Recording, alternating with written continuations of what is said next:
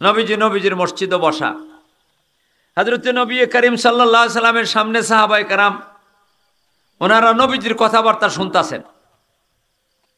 নবীজির কথাবার্তা শুনতেছেন, এমত অবস্থায় জিবরিল আমিন আলাইহিস সালাতু ওয়াস সালাম নবীজির দরবারে হাজির।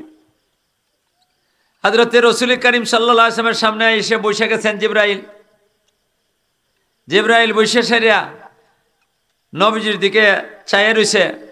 আল্লাহর নবী ওয়াজ বন্ধ, কথাবার্তা বন্ধ করছেন।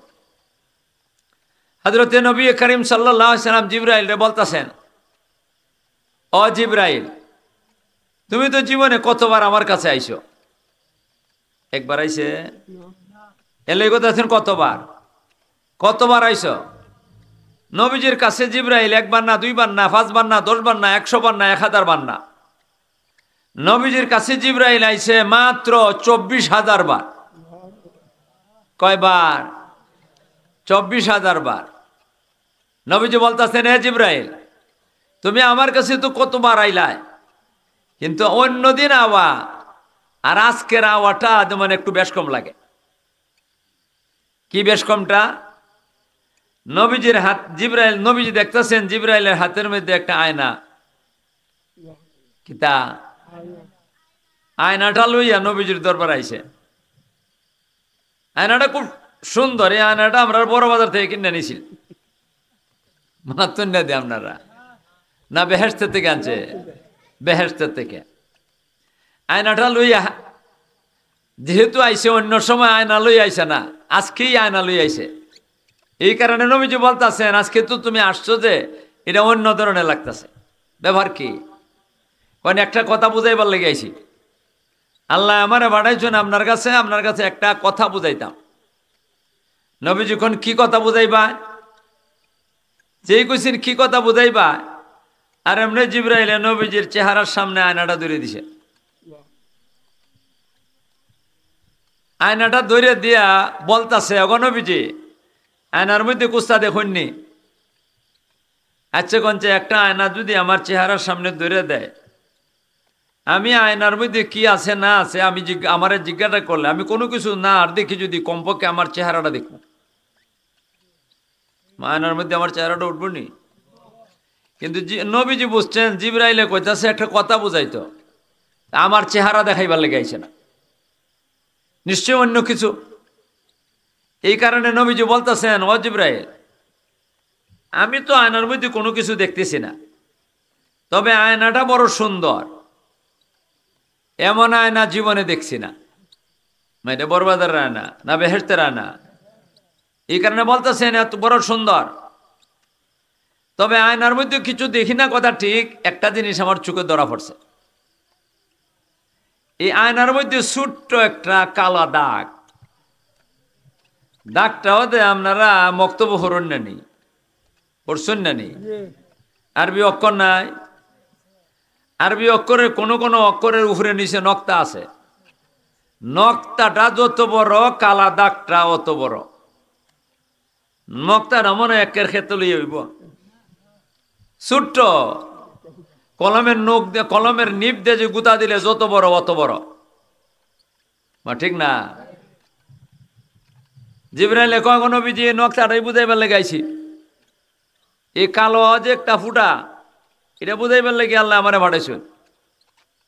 তাহলে এখন বুঝবার দরকার। পাথর না দিয়ে আপনারা আল্লাহ রসুল সাল্লাল্লাহু আলাইহি ওয়াসাল্লাম বলতেছেন এই নকশাটা কি? তখন জিবরাইলে জবাব দেয়, নবীজি, আল্লাহ পাক রব্বুল আলামিন ইমানদার বান্দার বান্দীদের জন্য একটা পুরস্কার রাখছেন আখেরাতে। বেহেশতীরা বেহেশত যাওয়ানোর পরে এই পুরস্কারটা দিবেন না, সব পুরস্কার দিয়ে দিবেন, কিন্তু এই পুরস্কারটা দিবেন না, এটা জমা রেখে দিবেন। আল্লাহ পাক রব্বুল আলামিন হঠাৎ করে একদিন এই পুরস্কারটা সবাইকে নিয়ে একটা সম্মেলন করবেন। এই সম্মেলন করে একসাথেই পুরস্কারটা সবাইকে দিবেন, সবাইকে একসাথেই পুরস্কারটা দিবেন, একজন একজন করে আলাদা করে দিবেন না। এই পুরস্কারটা দিবার লাগি যে একটা সম্মেলন করবেন, এই সম্মেলনের মাঠটা হইছে কালা দাগটা। ওখানে আপনারা কোন মাঠটা কত বড়? কালা নক্তার সময় আঙ্গুলেরও জাগ হইতো না, মাথুন না দিয়ে আপনারা তাইলে মাঠটা কত বড় বুঝবার দরকার আসেনি না নাই? নবীজি জিবরাইলে কয় আপনার মনে কোনো প্রশ্ন আছে না কেতা? কোনো আসেনি মাতা। আবার জিজ্ঞাসা করো কেতা? এত ছোট্ট জায়গার মধ্যে কুটি কুটি কুটি কুটি ইমানদারদেরকে আল্লাহ জায়গা দিবেন কেমনে? জিবরাইলে কোনে আল্লাহ গিয়ে আইসি আজকা আপনারা এটা বুঝাইতাম, এই কথাটা বুঝাইবার লেগে আইসি। শোনেন, আল্লাহ পাক রব্বুল আলামিন মাঠটা বানাই লিছেন। মাঠ কিন্তু আল্লাহ বানাই লিছেন, বানাইবেন এমন না, বানাই শেষ। জিবরাইল বলতেছেন মাঠ আল্লাহ নির্মাণ করে লিছেন, সুন্দর করে সাজাইছেন। সাজাইয়া জিবরাইলে আল্লাহ পাক রব্বুল আলামিন আমারে বলছেন, হে জিবরাইল, আমি যেই মাঠের মধ্যে সমস্ত ইমানদারদেরকে বড় পুরস্কারটা দিব, এই পুরস্কারটা আমি নির্মাণ করে সুন্দর করে সাজাইছি। তুমি আমার মাঠটা একটু পরিদর্শন করে আসো। মাঠ কি করে আসো? পরিদর্শন করে আসো। হযরত জিবরাইল আমিন আলাইহিস সালাম কোন আল্লাহর হুকুম পাইয়া গণবিজি আমি মাঠের মধ্যে গেলাম। মাঠের এক কোণা দিয়ে ঢুকলাম, এক কোণা দিয়ে ঢুকে আর চতুর্দিকে চক্কর দিলাম। যেখান থেকে শুরু করলাম এখানে গিয়ে শেষ করলাম। এতে আমার কত সময় লাগছে এটা কইলে আপনি বুঝা নিতে পারবা মাঠটা কত বড়।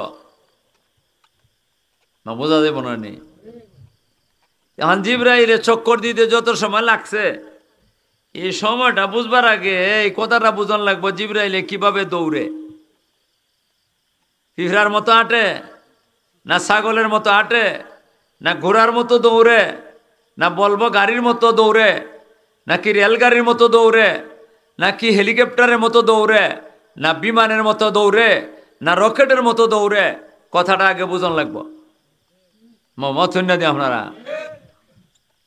হযরত কুতবুল আলম শেখুল আরবে ওয়াল আজম সৈয়দ হুসাইন আহমদ মদনী রহমতুল্লাহ আলাইহি, উনার অনেক খলিফা আসলাম আমরা বাংলাদেশও, আমরা বান্যাসুঙ্গ কয়েকজন আসলাম।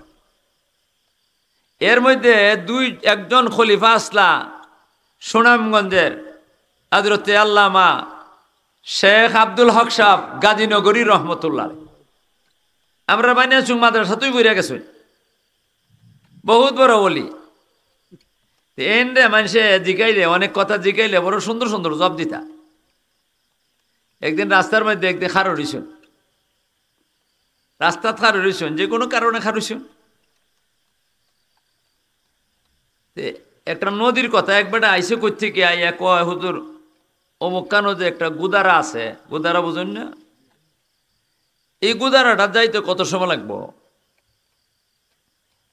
কাজীগঞ্জ নগরের শেখ সাহেব জবাব দেন কত সময় লাগবো এটা কমনে পরে। আগে কও তুমি কেমনে আটবাই, বেটেন্দের মতো আটবা না বিটেন্দের মতো আটবাই? মাথুন না দিয়ে আপনারা বেটেন্দের মতো আটলে সময় লাগবো কতখান, এটা আলাদা ব্যাপার। বেটেন্দের মতো আটলে এটার আলাদা ব্যাপার। তুমি আগে কও কিভাবে আটবাই, ঠিক না বেঠি? জিবরাইলও কিভাবে আটবো? বিটেন্দের মতো আটবো না বেটেন্দের মতো আটবো, বিমানের মতো যাইবো না রকেটের মতো যাইবো, এটা আগে বোঝা লাগবো। তখন বোঝা যাইব মাঠটা কত বড়। জিবরাইলে কি পরিমাণ আটতে পারে এই কথাটা বুঝাইবার লাগে একটা কিচ্ছা কই। কইমো আমার তো কিচ্ছা ওই কিছু মোল্লা বলতে আমার বদনাম করে বেটা খালি কিচ্ছা কয়। আরে মোল্লার মোল্লা